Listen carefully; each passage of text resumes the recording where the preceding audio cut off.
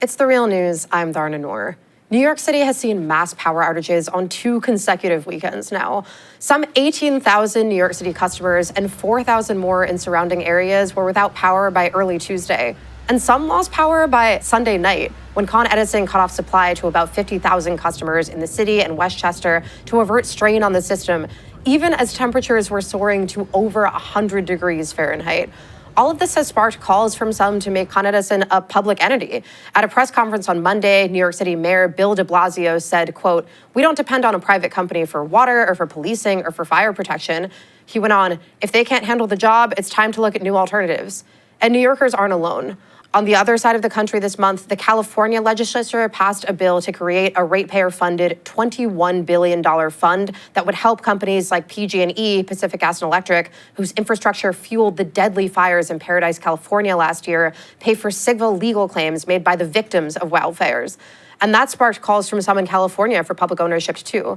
Here to talk all things public utilities is Johanna Bozuwa. She's a research associate at the Democracy Collaborative, and her latest piece is Shifting Ownership for the Energy Transition in the Green New Deal, a Transatlantic Proposal. It was just published in a new series from Commonwealth. Thanks for being here. Thanks, Arna, so much for having me.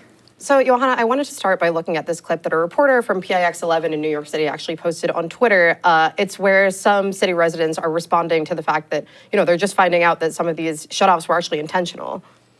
So now what we're hearing is that Con Edison purposely turned off the lights in this neighborhood to prevent a bigger outage. What do you guys think about that? Why this neighborhood? Oh, really? I didn't even know that. What do you think about that? That's crazy if that's the case. So what? We are not important enough? Like, we're supposed to sit in the dark while you what? Survey. Who is going to be protected? Who they're protecting? What about us? So you're making us suffer to preserve who? Who are they preserving? So why? We're not important? I'm trying to understand this. I'm so confused. This is news to me. Yeah. So exactly what are they looking to accomplish? So we need to suffer so that you could do what? Preserve who? And what about the preservation of us? So I guess as she's raising, these kind of crises often raise these questions about who these utility companies are really serving when these moments of crisis hit. Yeah, and I think that the problem is that they're serving a very specific public. And, they're investor-owned, they're private, they're trying to make a buck at the end of the day instead of actually serving the whole public of New York. And this is something, as you mentioned, is not just New York-based. This is something that we're seeing across a lot of the United States, where investor-owned utilities are operating about 73% of our grid right now, which is going to continue to lead to these types of situations as climate hits us more. And these private utilities are part of the problem. They're the ones that aren't switching away from a fossil fuel paradigm, which we need to rapidly move away from, or else we're going to see even more intensive types of heat and outages like we just saw in New York. Yeah, and again, in California, we're seeing, some similar pushback. Folks are afraid that this new wildfire fund created by the governor is actually going to be sort of a back way to bail out PG&E for their role in the Paradise fires that, were deadly. Talk about how, public ownership could not just sort of manage the transition to, better management of these kinds of crises, but actually fight the climate crisis. Because you're arguing that this is actually a way to move away from fossil fuels, not just to better manage the crises that they cause. Yeah, and I would say that one of the things with the California situation is that right now you're seeing this really interesting thing happening where all these hedge funds are going after PG&E because they think that if they invest in this risky business, they're going to reap the rewards. And you're seeing fighting happening, and that's not the type of thing we want happening with something that's so central and integral to our daily lives. And also has the ability to incite wildfires all across California. And the reason that I believe that it needs to be put in public ownership is that means that we have more checks and balances, we have more opportunity to engage in a democratic process in a way that we would not have otherwise, or currently do not have in the investor-owned utility model. And in terms of fighting climate change head on and the energy transition, PG&E actually did invest in climate denialism for a long time, along with many other utilities, much like Exxon and Shell and some of these other big fossilized fossil energy providers. And I think fossilized is also a good way of talking about them at this point. I'd say, definitely. And, I think by putting it in community ownership, we are going to see a transition that's much more rapid because people are in charge and they have the access and avenues to do so, because it's also not profit driven. It's about providing a public service. And in California, we're already starting to see public ownership through what we call community choice aggregation, which allows communities to actually take over the generation. So, moving from things like coal, oil, and gas towards renewable energy, they get to make those decisions, not PG&E. Could you talk a little bit more about that program, those CCAs, where essentially, they're arguing that they can provide more renewable energy for lower costs. Is that the case? And can that work without something like a public takeover of PG&E? So the CCAs are a really powerful model in terms of their ability to actually, they do provide a lot more renewable energy at a cheaper rate in many ways. One of the best examples is in the East Bay, where we're seeing a real focus on local business enterprise and implementing that, and a real focus on providing renewable energy. And, this is what energy democracy looks like in practice. So democratic energy that is where the benefit is distributed to everyone within the community.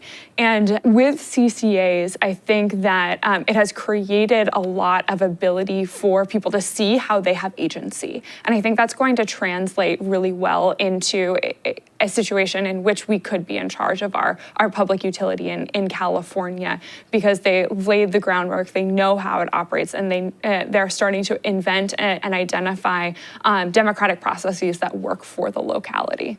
And how exactly does making utilities public and removing those investors from the equation incentivize different decisions around energy? Because of course, even if it's not profit driven, we can imagine that even in states that are controlled by the Democratic Party, like New York or California, there could still be room for an austerity model where the government is still trying to save money and could do something like shut off people's energy in times of crisis. So how would that incentivize different forms of energy? And then how could we hold those sort of public utilities accountable in those situations?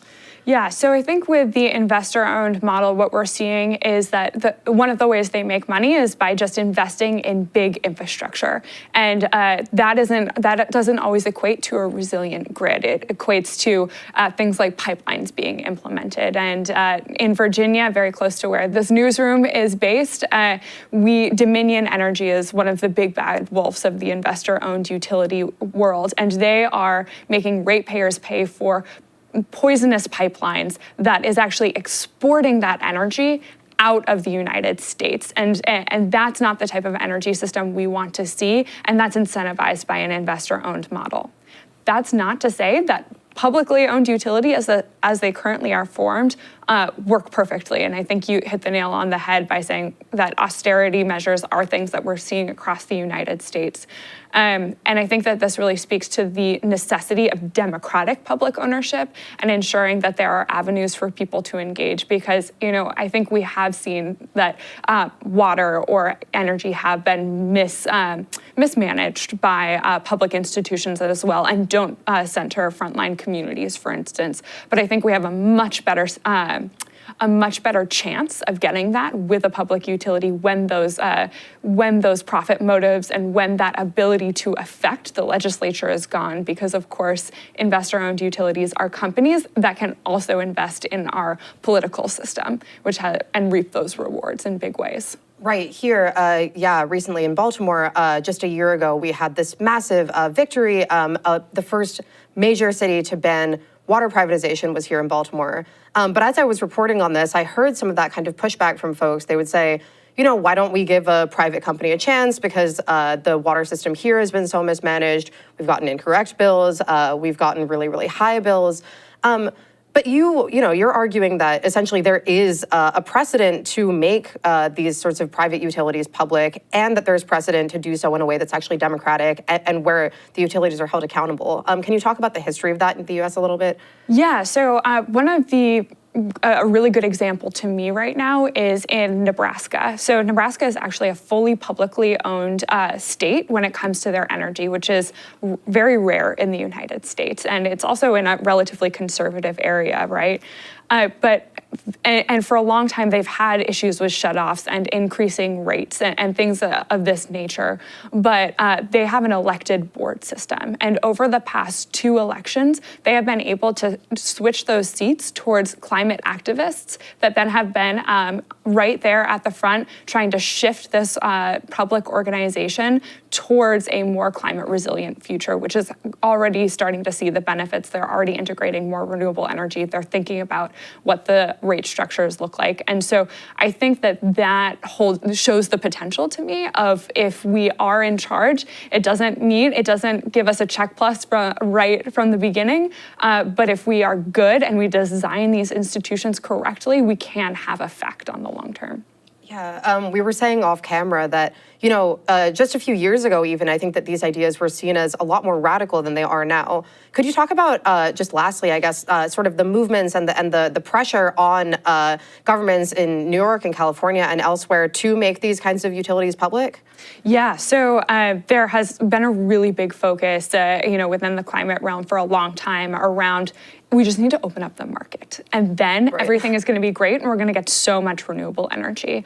I think what we're seeing is that we have too short of a timeline to check if that's going to work, and that the free market isn't bringing us what we want, and that these utilities are still taking over so much of that market anyway. So we need to actually be in charge, and that's why we're seeing this resurgence that's coming with this kind of democratic left that's gaining traction and momentum as people are sick of dealing with austerity measures and are sick of dealing with unfair practices and corporate socialism in so many ways, right? Like, we need socialism that's for the people. We need entities that are going to work for us. And we're seeing, in California, a huge number of people starting to ask for this type of public ownership. New York, one of the really interesting examples is Nationalized Grid in Rhode Island. That was one of the first really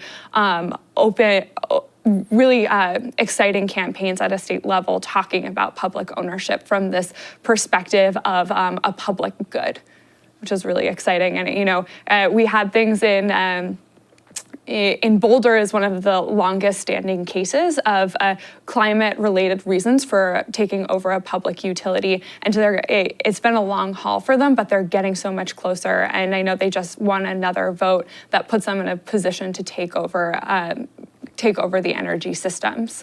And that's because of concerted efforts of movements being at the front and asking for this type of accountability.